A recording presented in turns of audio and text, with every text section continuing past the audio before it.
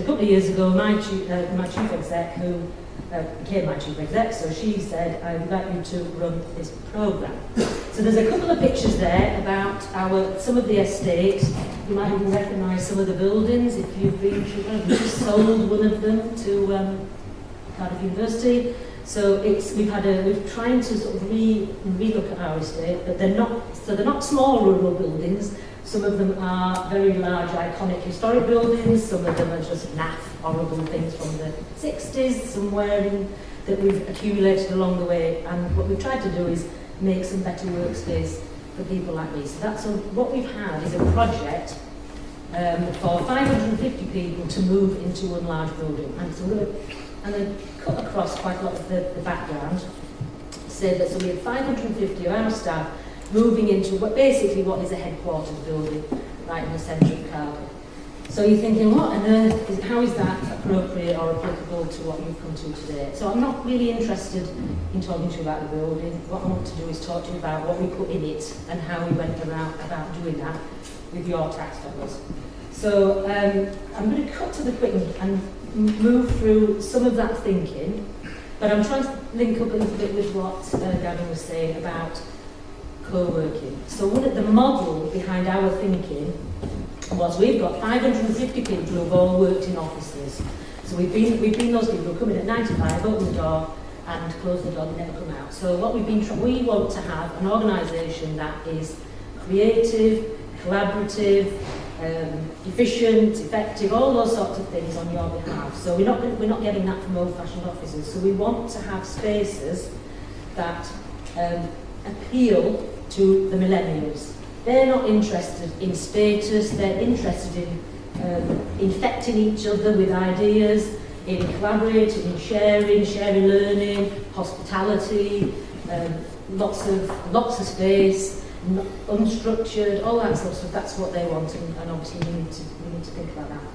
So we have thought about, our model was collaboration, learning, socialisation and focus.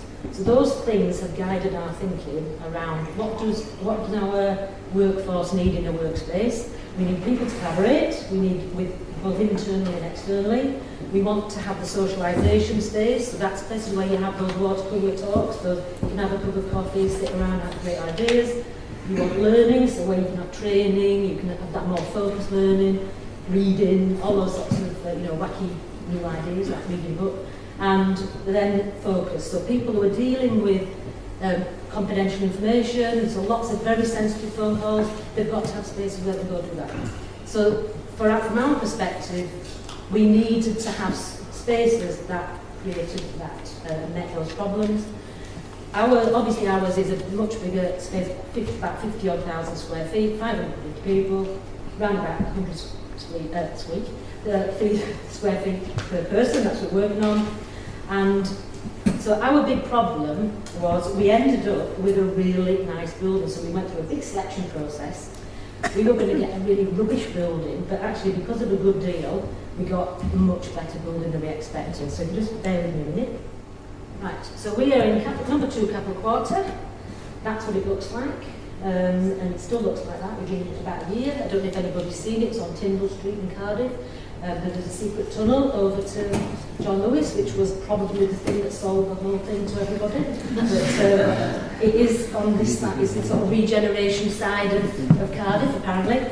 So it is a brand new building. We lease the top 4 floors. So it's not our building. We are just public sector body, we lease the top floor. So the nightmare, we had a fantastic dream scenario of getting somewhere that was fantastic, brilliant, lovely workspace. But the nightmare was the other side of the coin is the rest of the NHS is dealing with winter pressures, all that's ambulances are queuing up outside A&E. So for my chief exec, she's going to get on the front page of the Western Mail for all the wrong reasons. So my job was to try to make sure that what went in the building was different. So we weren't going to do the usual linear economy thing of going and get a catalogue and ordering lots and lots of stuff, doing a massive flat pack exercise and sticking it all in. So it all looks fantastic, but then we have to do the same thing in a couple of years because it's all broken. So what we wanted to do was think about reuse. So we had an idea of using as much of our stuff as possible and sourcing other second-hand stuff to meet their designs. That sounds particularly underwhelming, and I'm sure you're thinking, well, what's wrong with that? But remember we had those 4 things, so learning, socialisation, etc. We wanted to meet that with different types of furniture. So we went through a process of procuring a design, and the design was to also supply as much, remanufacture as much of our furniture as possible, and also source other second-hand furniture. So my problem was selling this idea, because people wanted to have very uniform, lovely, brand new stuff. But what we tried to do was to explain about the sustainability angle, and also it was a lot cheaper.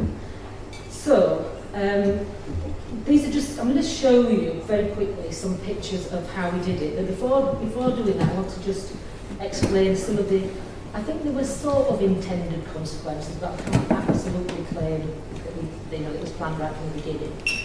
The process, in terms, we were thinking about the environment, which is absolutely close to many people's hearts, but particularly young people. The Future Generations Commissioner, that is the only thing that is the thing that most people are really concerned about. So it was thinking about that context, but also what we found was our stuff, the things we were thinking of reusing was a bit crap.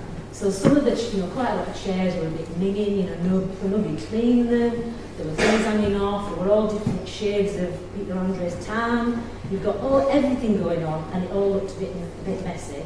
But when you get down and dirty under the tables and put them actually they're not bad. That's why we keep buying them, that's why we've kept them, is because something we bought in the 80s, but actually it's still pretty good. It might need a clean, it might need the desk, the top recovering, it just needed something to sort of upcycle it. So we were thinking if there are people out there who can do that sort of work, we can give them enough business for 550 people. And we had to go through the EU process, I have to say, which was pretty painful. But what we learned along the way was, in Wales there are a lot of little enterprises, social enterprises, that do this sort of work. And they create great pieces of furniture out of what you've already got, and you can't tell the difference, and it's great. So what we've done is, we had a designer, we did buy some new furniture, but about 92% of our furniture is either our own or somebody else's second-hand stuff, often being thrown away. So about half of our furniture was used, and we've kept on reusing that as we've gone along in the projects. Half of our furniture we reused, and half of it was from other people that were chucking it out. And some of the other stuff, like the leather sofas and things like that, were just being chucked out by merchant banks in London. So what we've done is, through a mysterious alchemy, we have brought all that stuff into our building. It was just in a just-in-time sort of remanufacturing process. We made it into office furniture, and we solved those problems of being able to collaborate, being able to focus, being able to learn, and being able to socialise. So the design is essential, and it picks up some of Gavin's points. So we've had about 12% of our carpet is from other places where 30% of the people's carpet is only ever used. So conference centres throw out 70% of decent carpet. So there is a social enterprise in Wales that brings all that to Wales, and we reused it. The point is, why am I going on about this and keeping you from looking at the pictures? Because one of our key endeavours in public health is to improve people's health and well-being. If we can make our pound, your pound, go further by reusing what we've got, using social enterprise to remanufacture, that means that those people have an opportunity to have decent work, and some of those people that we use have gone on to get full-time jobs. So that employability aspect of the whole thing, so that social value, is also something that I wanted to just let you know. And there's lots and lots of people doing this, it's just not organised. So I'm a big organiser, so I'm trying to do that across Wales if I can, but so that's my club. So what does it look like? So it's called the circular economy, and that's the sort of thing So our workplace, that's the sort of thing that you will see. So recycled, so most of this is recycled. These chairs, they are the new pieces, but they're from local companies. So we've got a very small amount of things that we've purchased to enable people to have. So if you imagine these sort of chairs, they when you turn them together, they give you a reasonable amount of acoustic privacy without having to be in an office, partitioned office. Really, really simple design techniques that they're out there that you would think it's like, oh my God, you think you're on the Starship Enterprise or something, but they're just really subtle things. They're used all the time.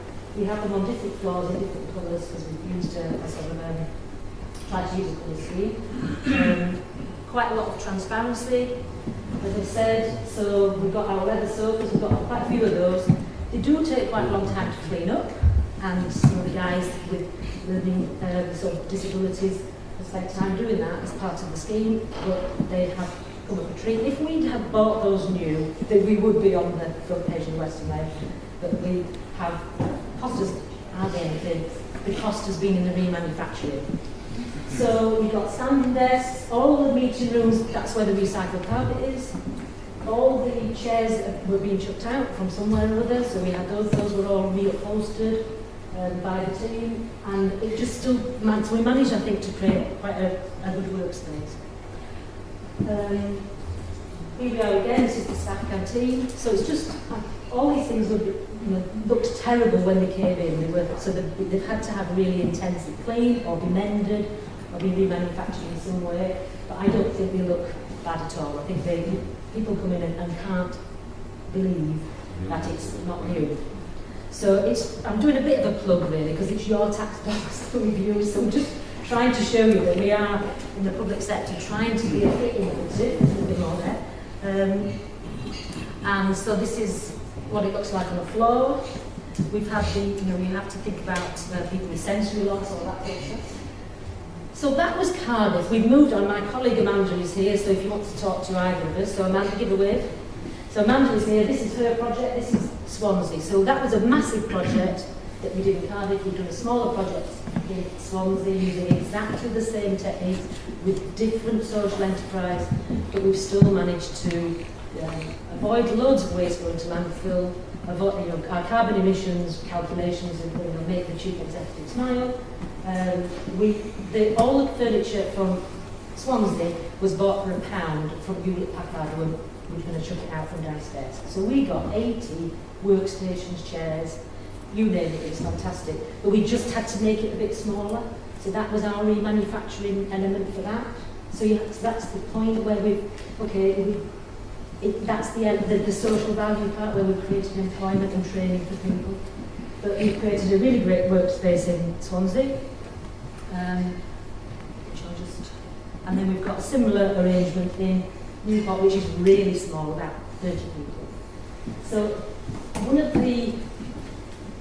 the things that we've tried to do is to make sure that, because it's a big change for people, moving from their petitioned offices into open plan, we've tried not to make them too difficult, so that actually what the reused furniture element, the old good old curvy desk from the 80s, actually is quite familiar to most people. They know how it works, they know what to do on it.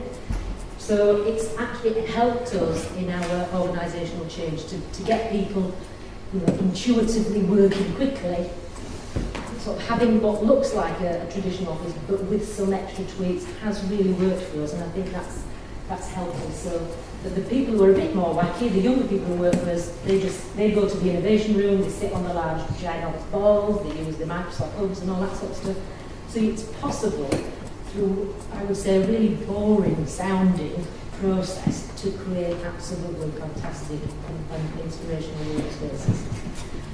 Okay, thank you.